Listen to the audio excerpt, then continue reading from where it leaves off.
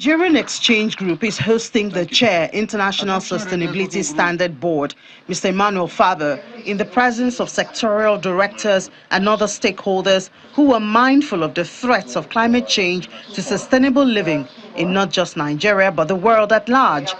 Financial Reporting Council of Nigeria is at the fore of this, and it aims to attract funding for the transitions required in managing climate change. Just speaking the same language.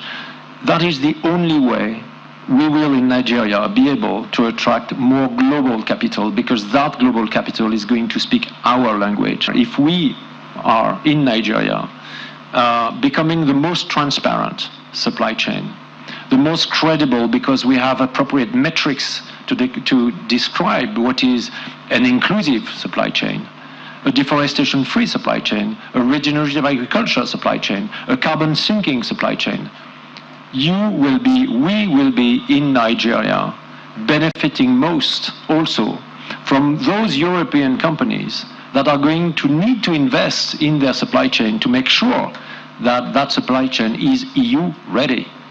The highlight of the meeting is the unveiling of the roadmap report, which asserts Nigeria's leadership role in the adoption of ISSB's sustainability standards.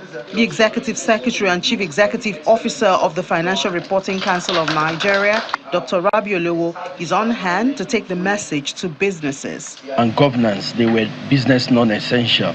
About 10 years ago, we began to see businesses, adopting this as a good to have.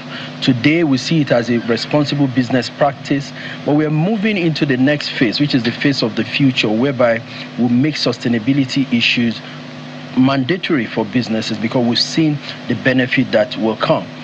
Today, about 3% of global green finance finds its way to Africa, and even less so for Nigeria.